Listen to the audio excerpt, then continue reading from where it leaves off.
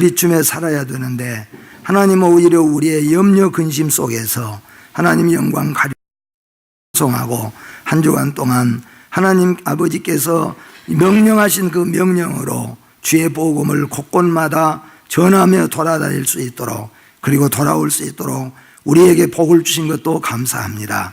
아버지 하나님, 이 시간 또한 찬양으로 주께 영광 돌리는 임마누엘 찬양단과 할렐루야 성가대 위에 하나님이 한량없는 은혜와 능력을 더하여 주시옵소서. 귀한 예물 드리는 손길들 가정 위에 하나님께서 함께해 주시고 사용되는 곳마다 주의 놀라운 영광이 임하게 하여 주시옵소서. 이 시간에 부족한 종을 하나님께서 세우셨으므로 아버지 하나님께서 십자가 밑에 감추어 주시고 오직 예수 그리스도 십자가만이 우리가 붙잡고 자랑하며 사는 우리의 아름답고 복된 십자가가 되게 하여 주시옵소서. 예수님의 이름으로 기도하옵나이다. 아멘.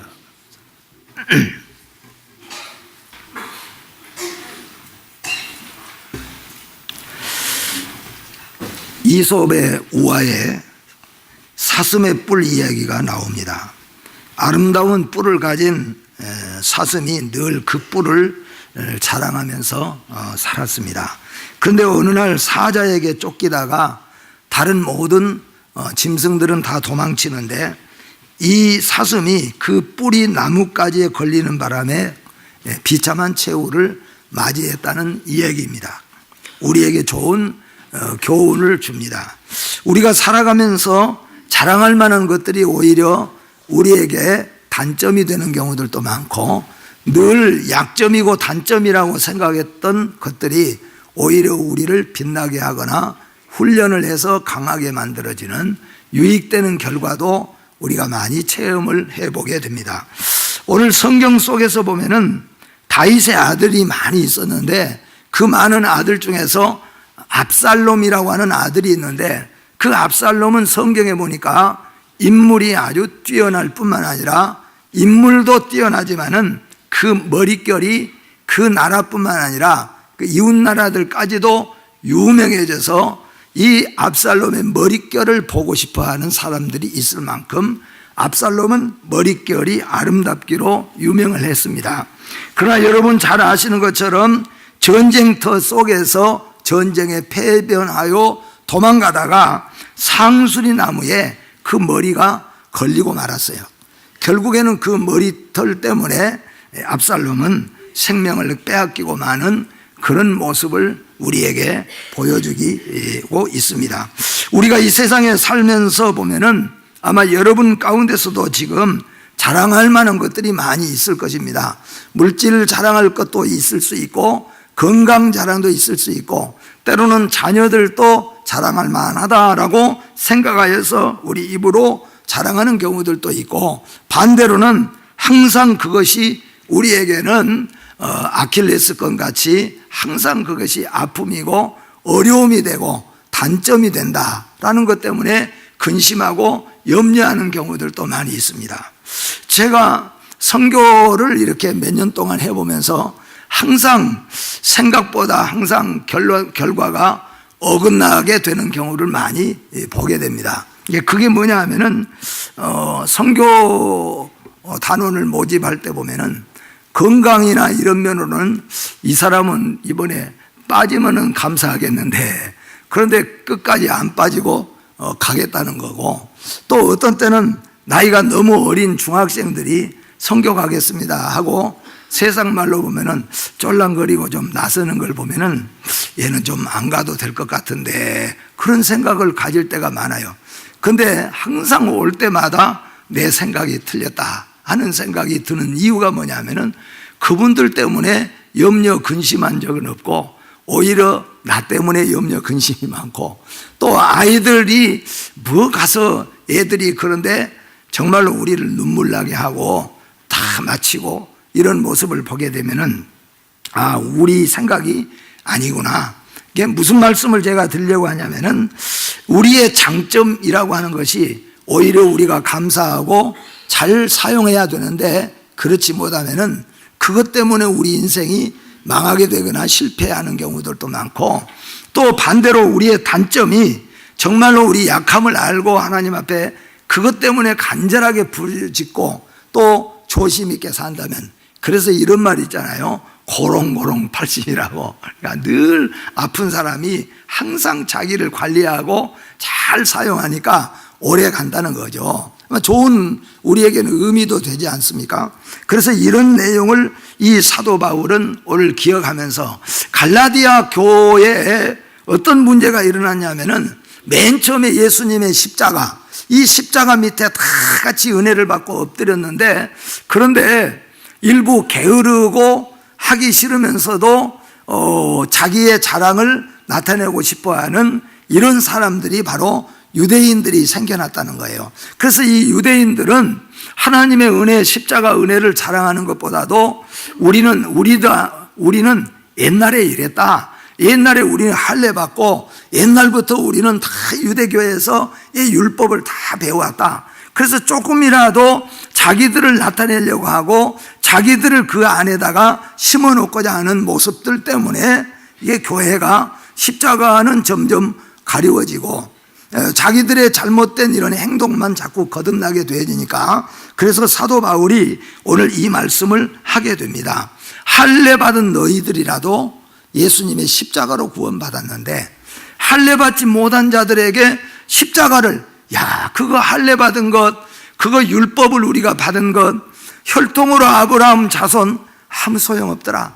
다 예수님의 십자가의 은혜로 구원받았다. 그렇게 해야 되는데 유대인들이 자기들의 혈통을 자랑하고 자기들의 할례를 자랑하게 되면서부터 나머지 이방에서 예수 믿고 구원받은 사람들까지도 이제는 할례를 꼭 받아야 되나? 할례를 받아야 그래도 될 것 같은데, 그런 생각을 갖게 되다 보니까 십자가가 점점 희미해지는 거죠. 그래서 오늘 사도 바울은 이 말씀을 가지고 아주 말 그대로 못을 받고 있습니다. 헬라인이나 유대인이나 먼저 믿든지 나중 믿든지 누구든지 간에 예수님의 십자가만 자랑하라.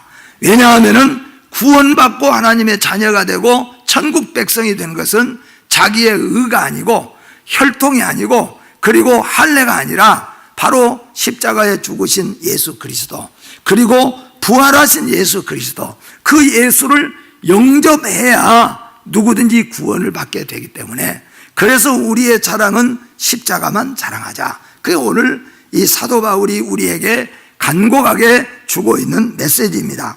오늘 여러분과 제가 예수 믿고 구원받고 하나님의 자녀가 되고, 만약에 우리가 예수 믿고 그래도 내 인생이 조금이라도 사람답게 존귀하게 변했다고 믿는다면은 그 모든 것은 바로 우리 예수 그리스도의 십자가라는 것을 잊지 마시기를 주의 이름으로 축복합니다. 그렇다면 우리의 삶에서 진정으로 자랑할 것이 무엇인가? 이제 결론적으로 다 해답이 나왔습니다. 사도 바울이 평생의 자랑거리가 무엇인가? 사도 바울은 사실 개인적으로 말한다면은, 우리나라로 말한다면은 최고 대학을 졸업했을 뿐만 아니라 최고 대학을 졸업한 사람들 가운데서도 아마 수석으로 졸업을 해야 했다고 해야 맞을 겁니다. 그래서 이스라엘을 이끌어가는 종교, 정치 모든 분야에서 최고의 공의회라고 하는 이 공의회의 일원일 뿐만 아니라 아주 차세대의 공의회 회장이 될 수밖에 없을 만큼 실력 있는 사람이 사도 바울이었습니다. 그런데 오늘 이 사도 바울이 이제는 평생 자랑거리가 무엇이라는 것을 고백합니다. 그래서 사도 바울은 평생의 자랑거리를 첫 번째로 성경대로 보면은 이렇게 자랑했다는 거예요. 첫째는 뭐냐? 자신의 나약함을 자랑했다 그랬어요. 나의 부족함, 나약함을 자랑했다. 그러면 정말로 사도 바울이 약했습니까? 사도 바울처럼 강한 사람이 없습니다. 그건 심적으로도 강하고, 오늘 새벽에도 말씀했지만은 내적으로도 외적으로 강한 사람입니다. 여러분, 이 세상에 어떤 사람이 아무리 선한 일을 한다고 해서 매를 맞아가지고 기절했어요. 그 자리에서 매 맞아서 기절을 했습니다. 그런데 그 사람이 깨어나자마자 그가 무슨 말을 했습니까? 예수님의 십자가를 자랑했어요. 이만큼 강한 사람이, 이만큼 강한 의지를 가진 사람이 누가 있겠습니까, 여러분? 이만큼 강하고 담대한 사람이 누가 있겠습니까? 그는 하나님 앞에 기도하면서 로마의 황제 앞에 서기를 그토록 소원했는데 로마의 황제 앞에 실제로 가서 서게 됩니다. 누가 이렇게 바울처럼 강한 사람이 있겠습니까? 혹시 여러분 가운데서 강하다고 하지만은 사도 바울의 강한 만큼, 사도 바울만큼 강한 사람은 찾아보기가 힘들 만큼 사도 바울은 실제로 강한 사람이었어요. 그런데 사도 바울이 눈만 뜨면 하나님 앞에 하는 말이 나는 너무 약합니다. 그렇게 자랑하고 살았다, 그런 말씀입니다. 고린도후서 11장 30절 말씀 보니까 내가 부득불 자랑할진대 내가 약한 것을 자랑하노라. 결국 그 말은 무슨 말이냐면은 사도 바울이 나의 약한 것만 계속해서 자랑을 합니다. 그 많은 사람들이 그런 약한 사람인 당신이 어떻게 그렇게 위대한 일을 할 수 있었겠습니까? 라고 물은다면은 오늘 사도 바울은 진짜 자랑하고 싶은 것을 내놓기 위해서 나의 약함을 자랑했다는 겁니다. 그게 뭐냐 하면은 예수님의 십자가의 죽으심과 다시 부활하심인 것이에요. 여러분과 저는 어디에서 무엇을 하든지 간에 나의 보이지 않는 것, 작은 것이라도 드러내려고 자랑하지 않습니까? 오늘 사도 바울은 자기의 약함을 자랑하는 그 이유가 나를 강하게 하신 십자가를 자랑하기 위해서 사도 바울은 나의 평생 자랑은 나의 약함밖에 없습니다. 그렇게 자랑했다는 거죠. 두 번째, 사도 바울의 평생 자랑거리는 이렇게 자랑했어요. 나는 미련한 사람입니다 하는 거예요. 나는 미련한 사람입니다. 만약에 여러분 좀 죄송한 얘기지만 꼭 학교로 말한다면은 이게 보편적으로 말하니까 서울대학교를 수석으로 졸업한 사람이 오늘 이 자리에서 나는 진짜 미련한 놈이에요 그런다면은 우리는 뭐가 됩니까, 여러분? 언젠가 제가 이 말씀 한번 드렸잖아요. 필리핀에 우리 총회에서 교역자회가 가지고 가서 써서 거기서 다 우리 그 이력서를 쓰는데 거기 이력서에 요즘에는 없는 건데 거기에 동양인, 서양인 뭐 그거 있잖아요. 백인, 흑인, 황인 그렇게 나와가지고 거기에다 동그라미를 해요. 그런데 우리는 황인이잖아요. 황인에다 동그라미를 하니까 그 필리핀 사람들이 와가지고는 황인에다 동그라미 하지 말라는 거예요. 그럼 어디다 하라는 거냐 하니까 백인에다 하라는 거예요, 우리 보고. 우리는 황인인데. 근데 그 사람들 하는 얘기가 니네가 만약에 황인에다 동그라미를 치면은 우리는 어디에다 동그라미를 쳐야 하는 거예요. 결국 알고 보니까 자기들이 황인 정도 되고 싶으니까 우리는 백인에다 치고 자기들은 황인에다 쳐야 맞다는 거예요. 가끔 생각해 보면서 우리가 의미를 깨달아 봅니다.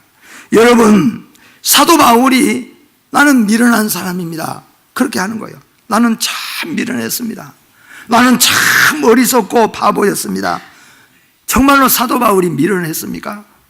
사도 바울은 그리스 아테네에 갔을 때 그 당시에 여러분 아시는 것처럼 얼마나 어마어마한 철학자들의 시대입니까? 거기에 그 수많은 철학자들과 대화를 나누는데 사도 바울을 이길 자가 없었다고 했어요. 그만큼 사도 바울은 문학, 철학, 의학, 과학에 뛰어난 인재였어요. 근데 사도 바울이 항상 눈물을 흘리고 하는 말이 나는 정말로 미련한 사람이었다. 나는 정말로 바보 같은 사람이었다. 그렇게 고백을 하고 사는 거예요. 여러분, 미련과 우리의 지혜로움은 우리가 잘 생각해서 자랑해야 될 줄로 압니다. 사도 바울이 정말로 미련했는가? 사도 바울이 정말로 자신이 미련했기 때문에, 바보였기 때문에 그렇게 고백했겠는가? 오늘 고린도전서 1장 31절 말씀 보니까 기록된 바 자랑하는 자는 주 안에서 자랑하라 함과 같게 하려 함이라. 사도 바울이 이렇게 자신을 미련한 사람으로 그렇게 취급한 것 중에 하나는 뭐냐면은 십자가를 자랑하고 싶어서 그렇게 했다 그런 말씀이에요. 그리고 실제적으로 사도 바울은 십자가 자랑하고 싶어가지고 안달이 난 사람 중에 한 사람입니다. 여러분, 우리가 성경에 보면은 긍휼히 여긴 자를 하나님이 긍휼히 여기시는 것처럼 우리가 주님의 나라, 주님을 자랑하고 십자가 복음을 자랑하려고 안달하면은 하나님은 우리를 자랑스럽게 여겨주시는 거죠. 국가의 역사를 여러분 보십시오. 영국이 완전히 복음으로 완전히 물들 때 영국은 세계를 제패하였습니다. 미국이 우리가 잘 아는 대로 세계 복음 첫 번째 나라가 될 때에 미국을 하나님이 그렇게 세우셨습니다.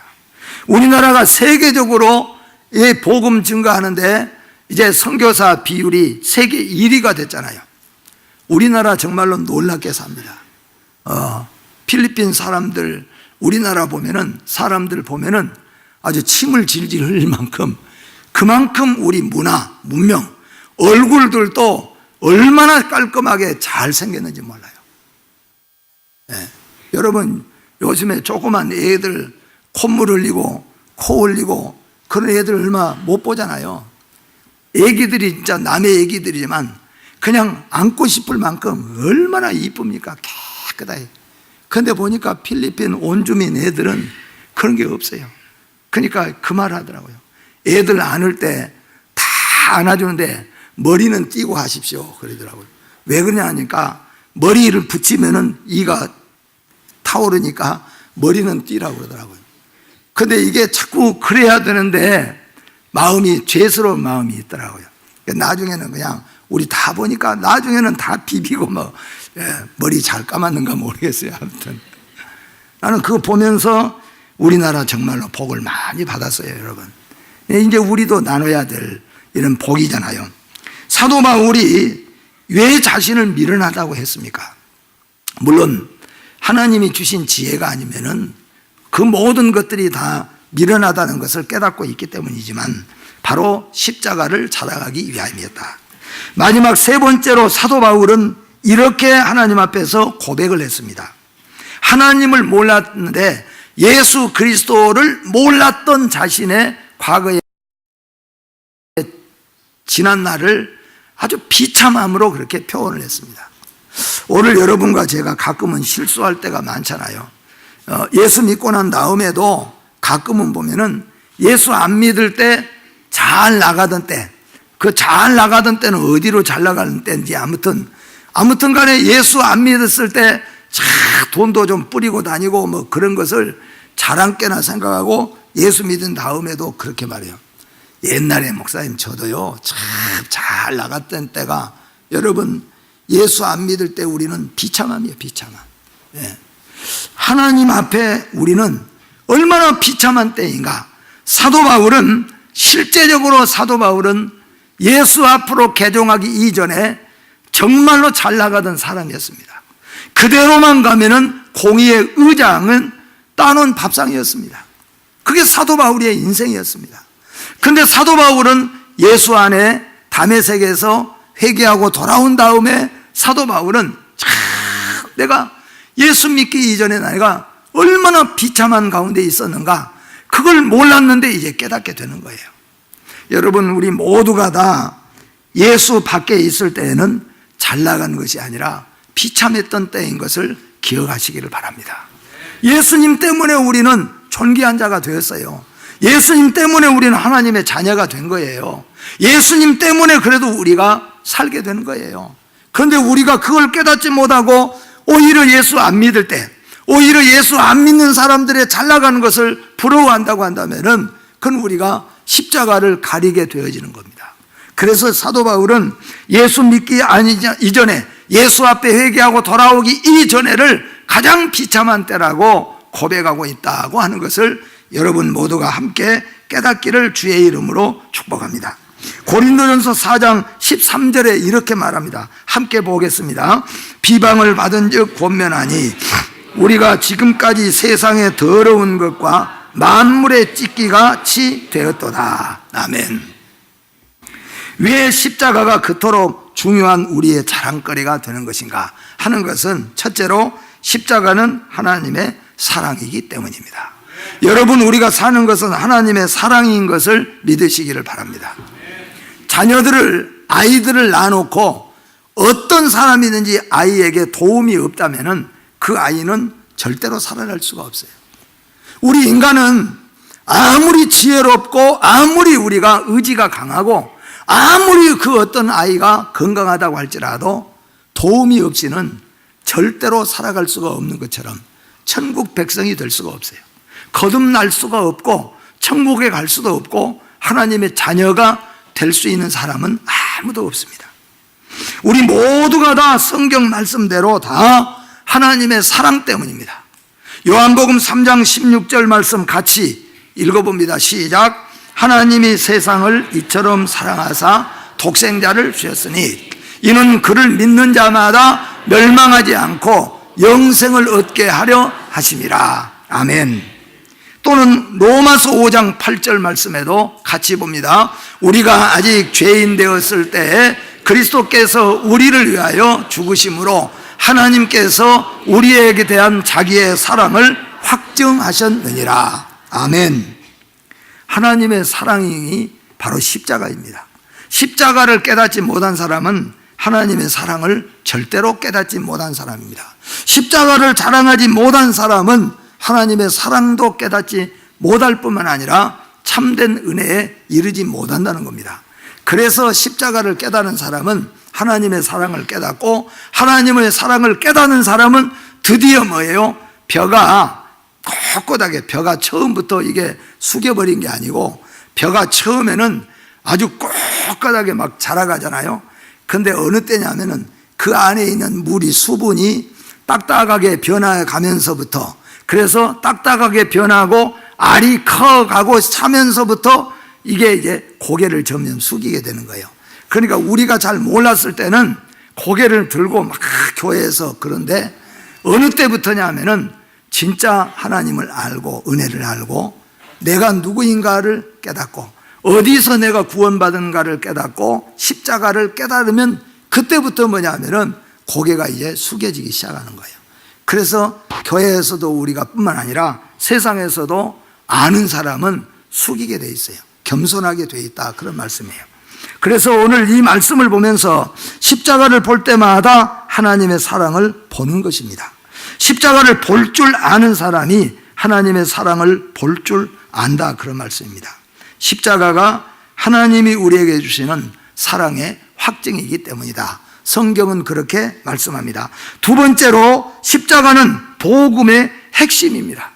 우리가 예배드리고 찬송하고 모이고 이 모든 거 하잖아요. 뭐 선교도 가고 여러 가지 하는데 그 핵심이 뭐냐? 핵심이 빠져버리면은 별 중요한 일이 아니잖아요.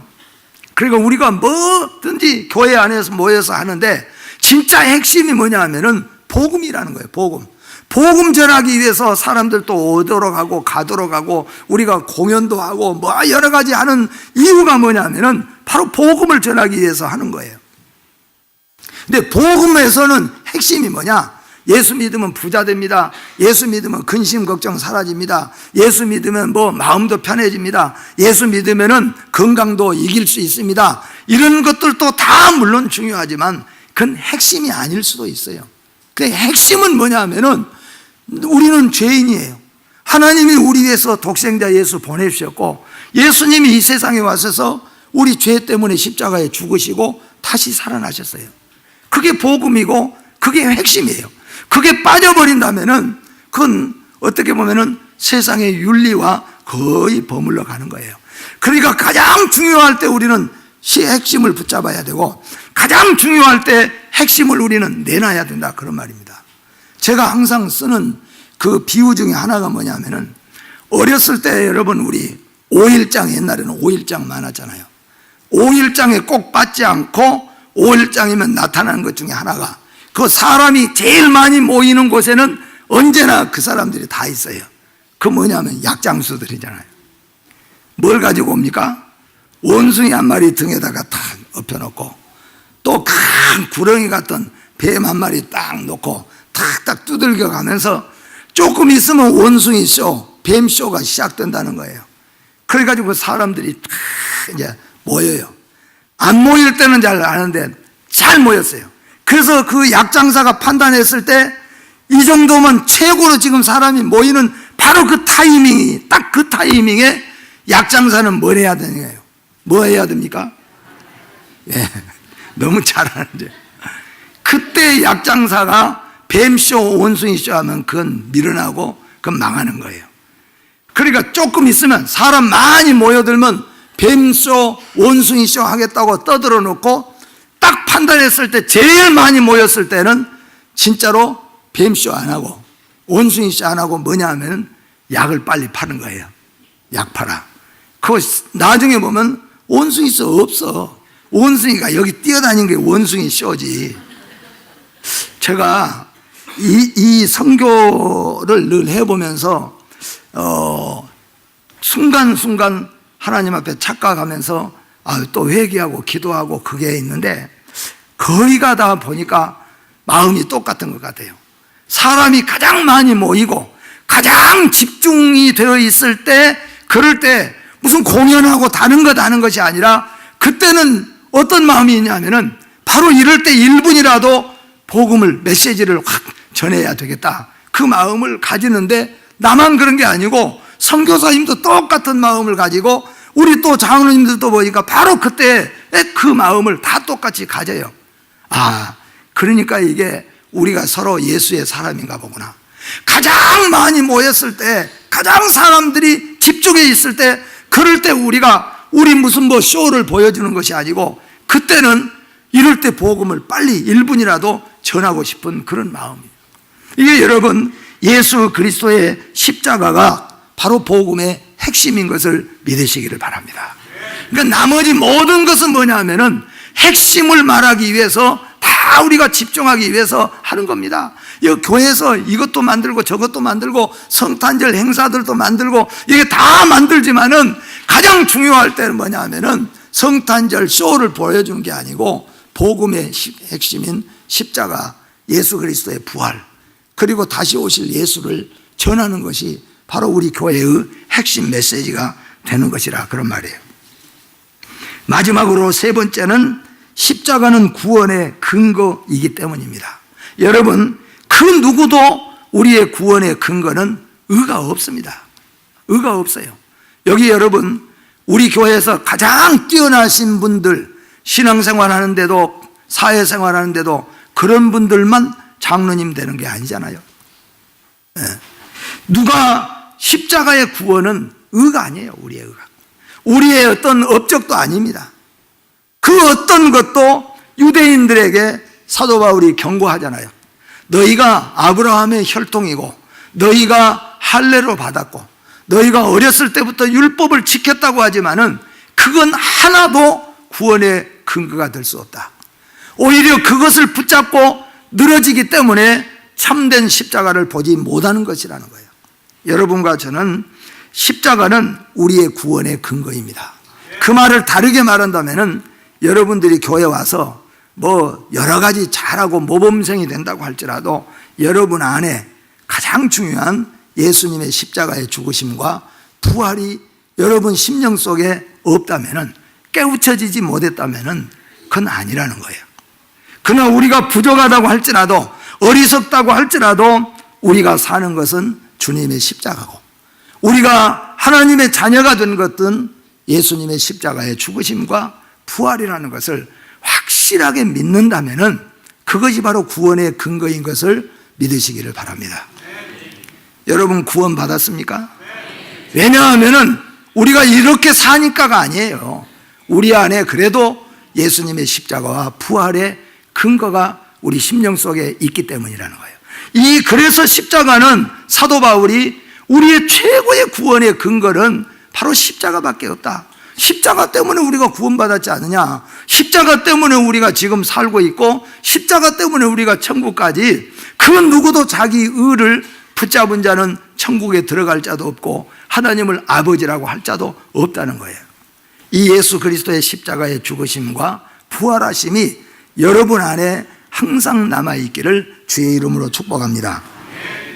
갈라디아서 3장 1절 말씀 같이 한번 읽어봅니다. 시작. 어리석도다 갈라디아 사람들아, 예수 그리스도께서 십자가에 못 박히신 것이 너희 눈앞에 밝히 보이거늘 누가 너희를 꾀더냐. 아멘.